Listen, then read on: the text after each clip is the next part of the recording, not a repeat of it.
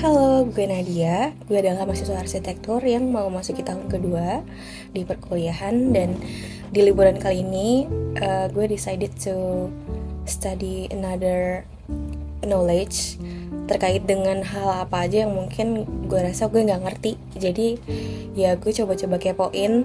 Dan di video kali ini gue akan bagi beberapa section. Tapi di video kali ini gue akan membahas poin utamanya adalah terkait dengan site plan.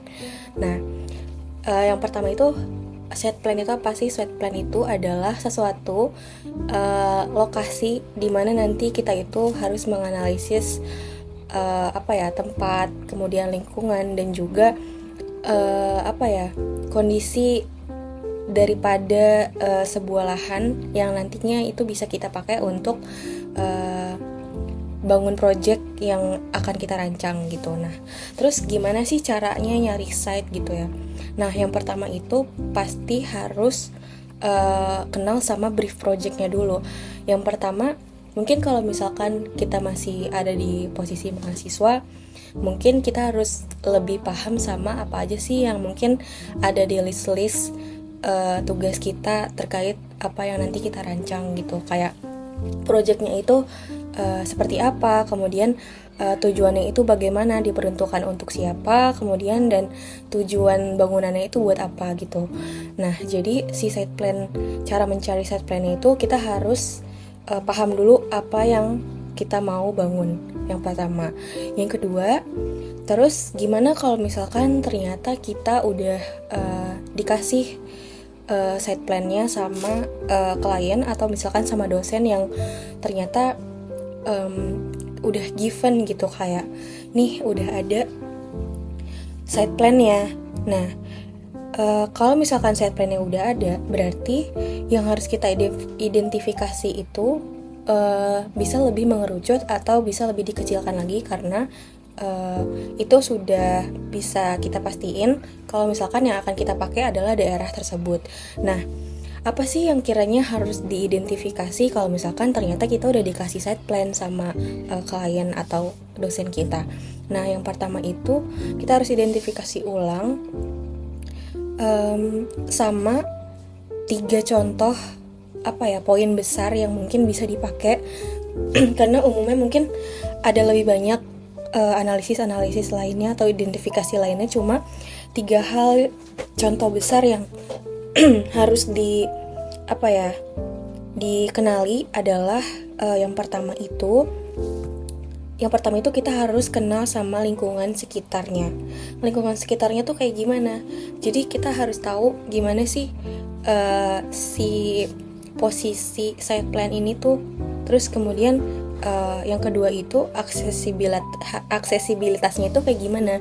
Aksesibilitas itu kayak gimana nanti cara orang sampai ke lokasinya, kemudian gimana nanti cara orang bisa mencapai si tempat yang nanti kita akan bangun, kemudian akses jalannya kayak gimana, terus juga lebar jalan yang ada di dekat-dekat situ itu kayak gimana, kemudian transportasi umum, terus kayak aksesibilitas tol, pejalan kaki, kalau jalan kaki itu kayak gimana, kalau naik mobil tuh kayak gimana, terus juga titik macet yang ada di sekitarnya tuh kayak gimana, terus juga bahkan hal-hal kecil itu harus diperhatiin gitu, kayak gimana cara kita sampai ke sana. Terus yang ketiga itu adalah kita bisa identifikasi atau kita harus kenal sama potensi atau masalah yang ada di sekitar set plan yang udah dikasih itu. Kenapa bisa ada disebut potensi atau masalah? Karena kita harus paham sama apa yang sekiranya terjadi di dalam radius mungkin kurang lebih 2 km dari site plan yang udah dikasih gitu. Terus juga kita harus perhatiin lingkungan, sosial, budaya, atau sekiranya hal yang menjadi pendukung dari lingkungan tersebut. Tapi balik lagi, kita mau ngerjain project apa dulu. Kalau misalkan ternyata project itu butuh sesuatu yang membutuhkan dukungan sosial di sekitarnya, atau kayak harus mengenali atau menyesuaikan dengan budaya-budaya di sekitarnya. Nah, itu kita harus kenalin juga dari side plan tersebut gitu. Nah, kemudian yang gue pelajarin tadi ada 2 poin utama. Yang pertama itu ada yang namanya identifikasi site, sama yang kedua itu ada analisis site. Terus bedanya dua ini apa? Nah, bedanya itu kalau misalkan kita identifikasi, berarti itu adalah kita berusaha untuk mengenali si site-nya tersebut gitu. Kayak kita harus kenal sekiranya jika misalkan ada 2 site yang dibandingkan, nah terus 2 site ini punya proporsi atau aksesibilitas jalan yang mirip gitu.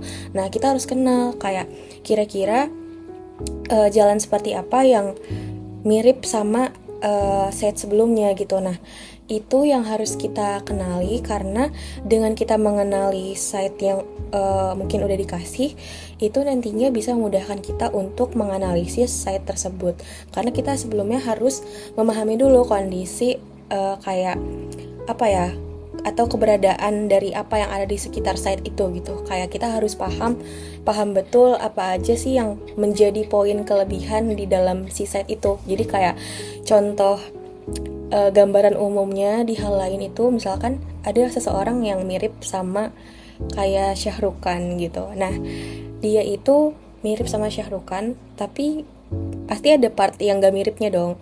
Nah, dengan dia mencoba buat mengenali diri dia, terus juga dia mengenali wajah dia yang kata orang mirip sama Shah Rukh Khan, berarti dia harus menemukan satu atau mungkin lebih sesuatu yang itu tuh emang mirip atau emang cocok buat si, biar pada akhirnya dia bisa lebih mirip sama Shah Rukh Khan gitu. Nah, misal dia matanya itu mirip banget sama Shah Rukh Khan, otomatis dia akan fokus dong sama matanya. Nah, di mata itu akhirnya dia terfokus sama matanya. Terus gimana treatmentnya supaya matanya itu biar bisa lebih kelihatan mirip lagi gitu sama Shah Rukh Khan. Nah, begitu juga sama site gitu, begitu juga sama lingkungan yang mungkin nanti kita ingin bangun gitu dalam project yang nanti kita rancang. Nah, di situ kita harus kenal dulu kayak paham lah gitu, kayak potensi-potensi apa aja, terus juga masalah apa aja yang mungkin akan tersedia di lingkungan atau di site itu.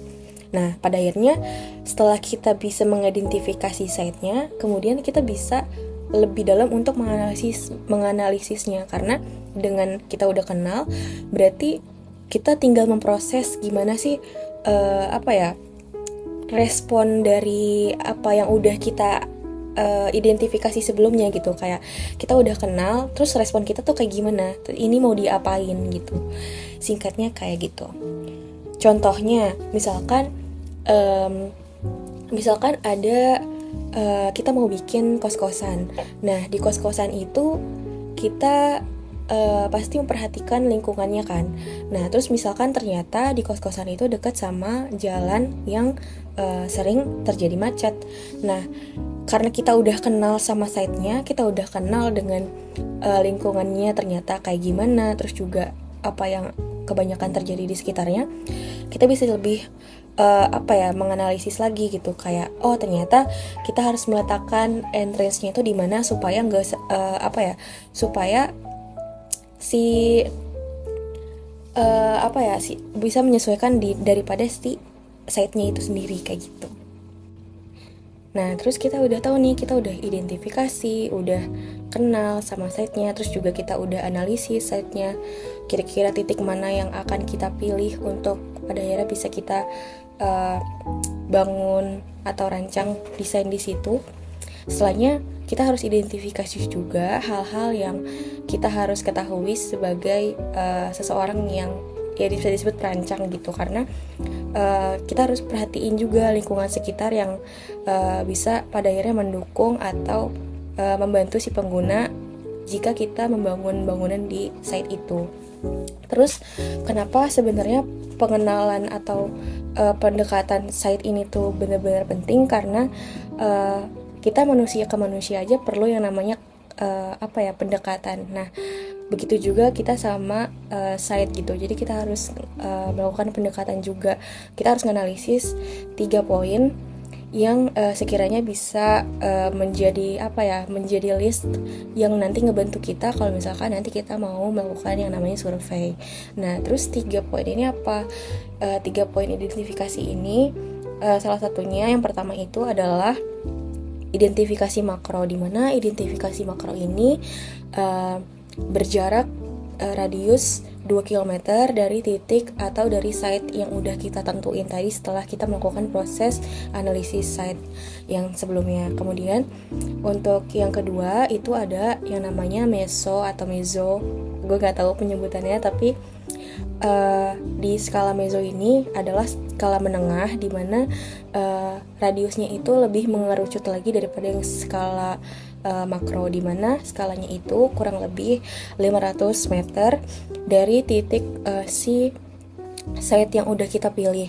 Nah, terus gimana sih caranya lihat atau ngitung 500 atau 2 km dari titik si site-nya itu?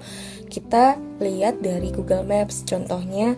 Terus juga kita tarik, caranya itu kita tarik garis lurus dari si titik site plan ini, terus kita buat melingkar gitu. Jadi kayak membuat melingkari si titik utamanya ini. Ya, titik utamanya itu si set yang nanti kita akan rancang gitu. Nah, terus yang terakhir itu ada identifikasi mikro, di mana identifikasinya itu lebih mengerucut lagi gitu, lebih ke lingkungan-lingkungan terdekat dari si site yang nanti akan mungkin kita pilih buat merancang atau membangun bangunan yang dibutuhkan oleh si pengguna gitu. Nah, terus penjelasan dari identifikasinya itu apa? Yang pertama itu kan tadi ada makro. Nah, sesuai dengan namanya gitu kan, kayak makro besar, berarti kita harus paham dulu yang pertama itu aksesibilitas atau aktivitas pengguna itu seperti apa. Misalkan studi kasusnya yang tadi sama kayak tadi itu adalah studi kasus, misalkan penggunanya itu adalah seorang yang ingin ngekos gitu, kayak dimana kita nanti kan akan membangun kos-kosan. Nah, setelah kita tahu kita mau bangun site itu di mana, kita udah nentuin site itu di mana, terus selanjutnya kita harus tahu kebutuhan apa aja yang pengguna itu bisa sekiranya paling utama mereka butuhin gitu. Kalau misalkan kos, berarti kan otomatis siapa sih orang-orang yang mau ngekos, berarti kan orang-orang yang butuh dekat dengan aksesibilitas transportasi umum. Kemudian contohnya lagi adalah paling utama biasanya dekat dengan universitas atau perkantoran atau area komersial, kemudian area untuk penunjang kesehatan seperti rumah sakit atau klinik. Terus juga kayak ruang terbuka hijau atau mungkin transportasi umum seperti kereta, stasiun, terus juga jalan tol atau akses jalan besar. Nah, itu yang perlu kita perhatikan di identifikasi skala makro ini, karena itu yang menjadi poin utama alasan mengapa kita pada akhirnya bisa memilih site itu gitu. Jadi dari titik utama kita harus lihat lagi nih radius 2 km itu mencakup nggak, kayak mencakup kebutuhan-kebutuhan yang tadi gue sebutin atau enggak gitu, kayak stasiun atau mungkin aksesibilitas ke jalan raya gitu-gitu. Jadi kalau misalkan ternyata udah memenuhi itu semua, berarti identifikasi kita itu sudah cukup bisa dibilang membantu menyelesaikan apa yang mungkin dibutuhkan sama pengguna. Nah, terus kenapa sih identifikasi makro ini penting gitu? Karena balik lagi kayak si pengguna ini tuh akan gimana kalau misalkan dia itu melakukan aktivitas kayak, karena tadi kan udah gue sebutin kayak misalkan ada transportasi umum, berarti dia untuk sampai ke titik site utamanya tuh dengan cara seperti apa gitu, apakah dekat dengan titik kemacetan atau mungkin apakah dekat dengan jalan jembatan penyeberangan orang, JPO gitu, kayak karena kan mungkin jalan besar harus ada JPO-nya gitu ya, mungkin kayak ada kalau misalkan daerah yang ada tersedia JPO, apakah itu dekat dengan JPO atau enggak, terus juga dekat dengan entrance tol atau enggak. Terus setelah kita misalkan udah bisa menyebutkan bahwa ternyata dalam radius 2 km itu pengguna itu udah bisa memenuhi aspek-aspek yang tadi utama dibutuhkan. Nah, berarti itu kita bisa udah disebut berhasil mengidentifikasi makro daripada satu titik site yang kita pilih. Nah, terus selain itu juga, selain sarana pendukung bagi pengguna, analisis makro identifikasi makro ini juga penting karena itu bisa memudahkan kita pada saat nanti kita menggunakan material. Karena kan nggak mungkin kayak kita langsung tiba-tiba asal-asal milih material atau beli material. Nah, sesuai dengan prinsip green buildings itu kan kita harus menerapkan zero carbon emission. Jadi kayak kita sebisa mungkin meminimalisir produksi karbon dioksida yang mungkin sekiranya tuh tercipta dari proses-proses perancangan, termasuk juga dengan bagaimana pada akhirnya si kendaraan itu berjalan dari titik kita membeli material ke site kita.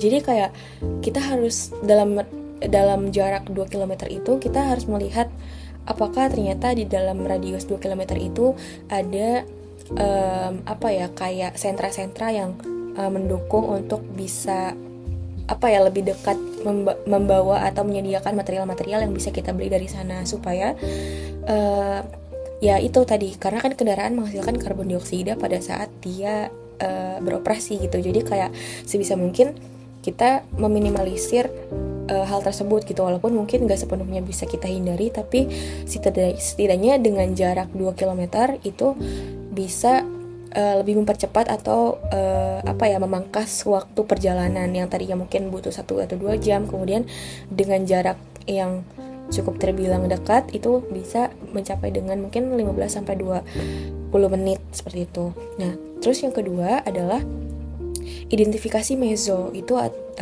identifikasi yang lebih mengerucut lagi dari si makro itu, karena kan tadi makro itu 2 km kan dari titik site-nya. Nah, terus yang si meso ini titiknya di radiusnya tuh dikecilin lagi jadi 500 km. Terus utamanya tuh apa? Kalau misalkan tadi kan di makro itu kita lebih ke melihat apa aja sih yang mungkin bisa menjadi sarana pendukung dari si pengguna, terus juga sentra material pendukung dari apa yang mungkin nanti kita bisa gunain gitu untuk si bisa produksi material, pengantaran materialnya itu. Nah, terus kalau misalkan identifikasi meso itu adalah bagaimana kita melihat lingkungan sekitar dari si titik site yang udah kita pilih.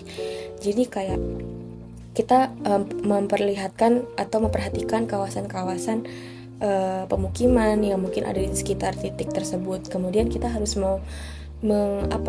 mengkotak-kotakan daerah-daerah yang mungkin itu adalah daerah komersial, kemudian kawasan-kawasan gabungan itu kayak misalkan di situ banyak rumah tinggal, tapi juga ternyata banyak daerah komersialnya juga. Terus juga daerah-daerah atau kawasan yang dia itu merupakan kawasan pendidikan yang tadi seperti kayak kampus atau mungkin kawasan-kawasan perkantoran seperti itu.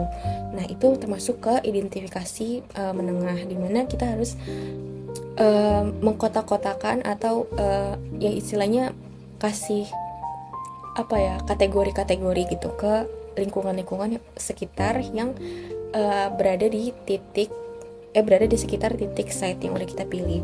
Terus kenapa identifikasi meso ini penting? Karena dia itu bisa merespon gimana sih nanti analisis desain itu terhadap potensi kawasan sama sekitarnya.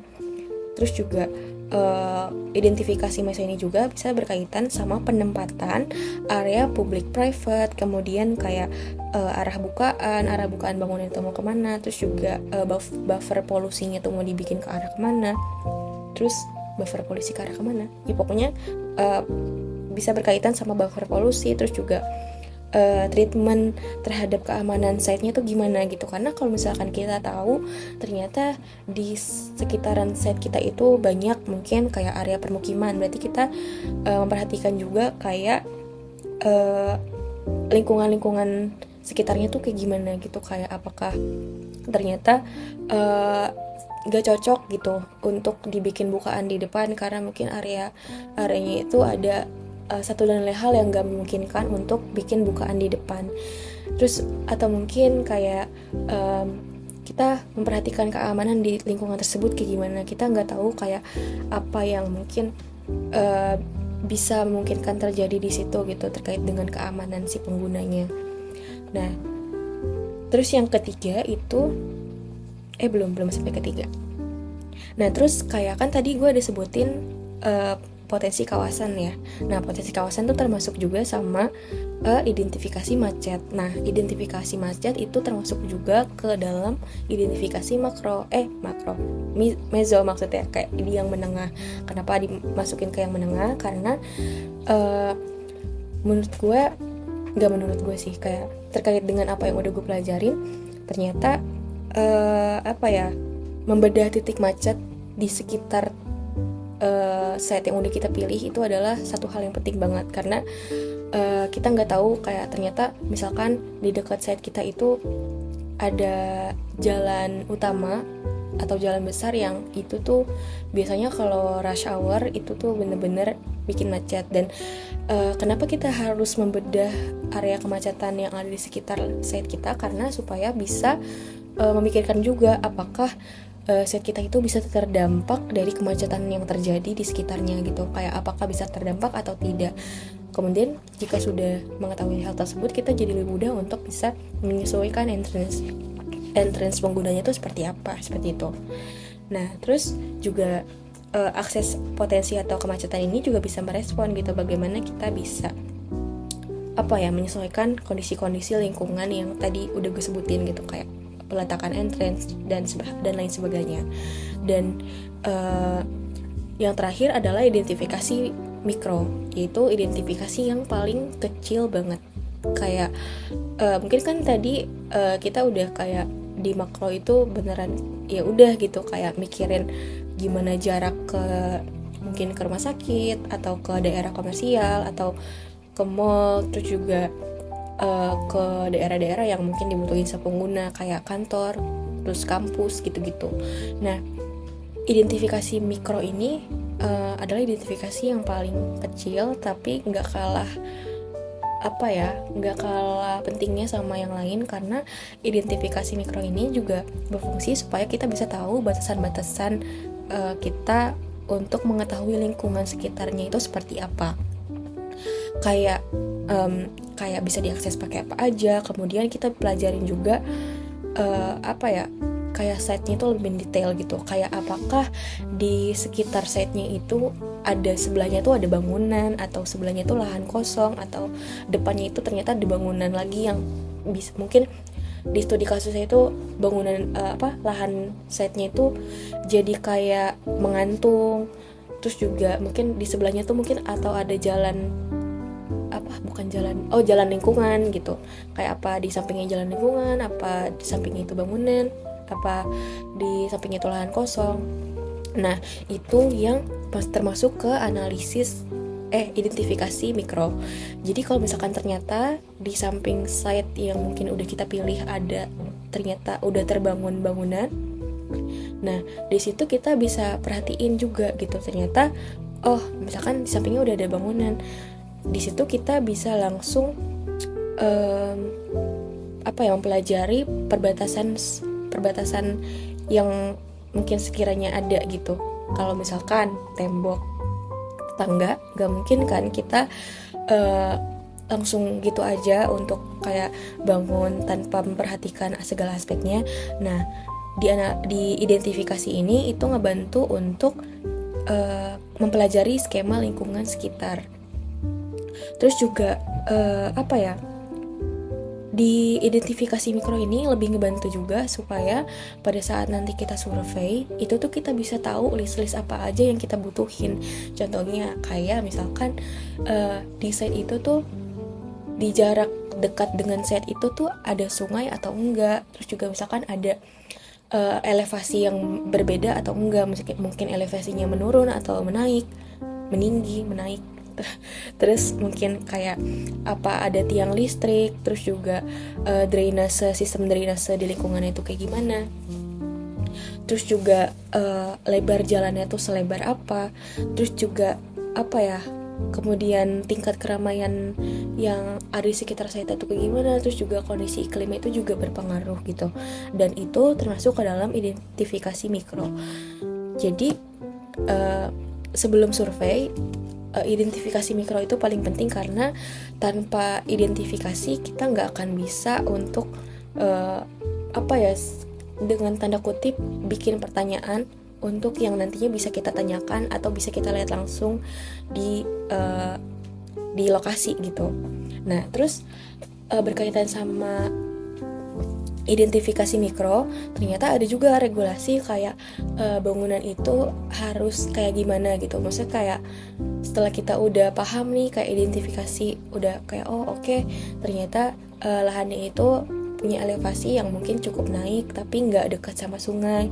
Terus juga mungkin ternyata di dekat site-nya itu, di depannya itu ada jalan lingkungan, tapi ternyata jalan lingkungannya itu nggak lebih dari, panjangnya itu nggak lebih dari 4 meter, panjangnya, lebarnya itu nggak nyampe lebih dari 4 meter gitu. Jadi hal-hal itu yang harus kita make sure secara langsung, nggak mungkin kita kayak cuma lewat Google Maps aja gitu. Nah terus regulasinya itu berkaitan sama apa? Regulasinya itu berkaitan sama bagaimana nanti pada akhirnya kita bisa membangun sesuatu yang sesuai dengan aturan. Jadi nggak serta-merta mungkin ya langsung terbangun aja gitu. Jadi harus ada regulasinya juga, harus mengikuti aturan yang tertulis di daerah si site-nya itu. Jadi kayak per daerah mungkin berbeda-beda, tapi kita harus mengikuti regulasinya tersebut. Terus kemudian apa yang bisa kita contoh dari yang tadi, site yang tadi gitu, misalkan site tadi adalah kos-kosan, tapi ternyata di samping kos-kosannya itu ada kos-kosan juga. Jadi kayak udah terbangun kos-kosan juga, jadi otomatis sudah terbangun tembok atau dinding di sana. Jadi dengan kita mengetahui hal tersebut, kita harus membuat regulasi, menaati regulasi, yaitu kita harus bikin yang namanya jarak bebas antar bangunan. Jadi jarak bebas antar bangunan itu kayak kita harus menghindari kemungkinan yang mungkin menjadi resiko kalau misalkan kita membangun bangunan di sebelah bangunan. Nah terus perlu juga ada garis sempadan jalan. Nah, tapi garis sempadan jalan ini juga harus diperhatiin sesuai dengan jalan yang ada di depan atau di sekitar si site-nya itu. Apakah garis sempadan jalannya itu dia lebar jalannya itu misalkan kurang dari 4 meter, berarti garis sempadan jalannya itu berarti misalkan 0 gitu, karena dia kurang dari 4 meter. Nah, berarti dengan kita sudah berhasil melihat atau mengumpulkan identifikasi ini, akan lebih mudah lagi untuk kita bisa mengikuti regulasi-regulasi yang ada gitu. Nah, terus juga selain jarak bebas antar bangunan, terus juga ada garis sempadan jalan, ada juga garis sempadan bangunan. Ternyata yang tadi bukan sempadan jalan, guys. Yang tadi tuh yang tadi kurang dari 4 meter itu ternyata garis sempadan bangunan. Jadi kayak jarak bangunan sama jalan tuh harus semana gitu. Kayak gitu ya harusnya, seingat gue. Ya kalau gue ada salah tolong koreksi, karena gue baru belajar. Jadi gue hari ini hanya mereview saja apa yang udah gue pelajari. Nah terus selain ada GSB atau garis sempadan bangunan, ada juga garis sempadan sungai. Terus juga ada koefisien dasar hijau. Nah koefisien dasar hijau tuh kayak misal kita bangun rumah. Nah terus bangun rumahnya itu ada aturan, misalkan di rumahnya itu harus ada ruang terbuka hijau yang seperti apa, seluas apa. Nah itu masuknya ke koefisien dasar hijau. Terus ada juga koefisien dasar bangunan. Nah koefisien dasar bangunan itu kayak jumlah atau luasan lantai yang mungkin nanti kita akan bangun. Nah terus kalau misalkan selanjutnya itu ada koefisien lantai bangunan, KLB. Nah kalau KLB itu berapa kali si koefisien dasar bangunan itu terbangun. Misalkan ternyata kita mau bikin 2 lantai, nah berarti itu termasuknya ke koefisien lantai bangunan. Kayak jadi 2 kalinya si KDB, karena kan misalkan KDB tuh di dasar, di atas tanah, di atas permukaan. Terus ternyata di atasnya itu ada lantai lagi, nah itu disebutnya dengan koefisien lantai bangunan regulasinya. Terus juga ada jalur pemadam. Jadi karena ya mungkin kan bangunan itu mungkin bisa aja terjadi kebakaran. Jadi kita harus perhatiin juga gitu kayak jalur-jalur yang mungkin nanti bisa dilewatin sama pemadam kalau misalkan terjadi sesuatu yang nggak diinginkan gitu, seperti kebakaran seperti itu. Jadi semuanya itu ada regulasinya. Tapi balik lagi ke daerahnya, daerah-daerahnya itu ada peraturan-peraturannya masing-masing. Dan untuk peraturannya itu gue belum terlalu baca banyak, tapi intinya kita harus tahu juga gitu. Selain dengan kita identifikasi site yang kita pilih, kita harus tahu juga regulasi apa aja yang berlaku di site yang kita pilih tersebut, seperti itu. Terus yang terakhir, kenapa tadi kan gue udah bikin statement kita harus identifikasi supaya kita tuh tahu list apa aja yang mungkin nanti kita akan pertanyakan saat kita survei site gitu. Nah, itu menjadi salah satu pendukung kenapa survei itu penting, karena kita harus selain identifikasi, kita harus memastikan juga kayak ternyata apa ya yang kita identifikasi ini ternyata benar gitu, untuk memvalidasi apakah yang selama ini kita analisis itu ternyata ya memang seperti itu gitu. Jadi untuk biar memudahkan proses presentasi ke perusahaan mungkin atau ke dosen, jadi nggak perlu lagi tuh kayak nggak perlu lagi bolak-balik ke site untuk survei, karena di awal kita udah identifikasi jelas apa aja yang mungkin jadi pendukung-pendukung gitu untuk pada saat proses survei gitu.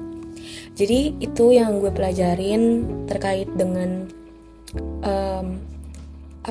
cara menganalisis site. Mungkin masih jauh dari kata sempurna, tapi ya itulah, karena gue mungkin di tahun pertama arsitektur itu gue beneran nggak kena sama yang namanya studio perancangan bangunan. Studio perancangan bangunan.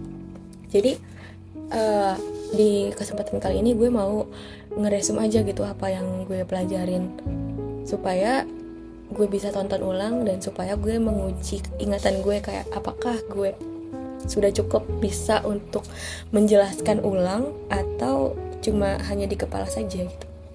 Dan menurut gue cara terbaik bagi gue untuk belajar adalah dengan mungkin mengajari yang belum paham, atau ya seperti ini lewat video. Jadi kayak seolah-olah gue lagi ngomong sama seseorang padahal nggak ada orang ya gitu. Jadi ya kurang lebihnya kayak gitu, dan kurang lebihnya juga gue mohon maaf karena gue pun masih belajar, ilmu gue sangat sedikit sekali. Jadi kalau misalkan ternyata kalian lebih paham sama apa yang tadi gue jelasin, atau mungkin yang tadi gue jelasin itu ada salah, atau ada salah perkataan atau istilah yang sebenarnya itu bukan itu artinya gitu, nah itu sangat boleh untuk dikoreksi, karena ya gue akan sangat terbuka dan bahkan sangat senang kalau misalkan ternyata apa yang gue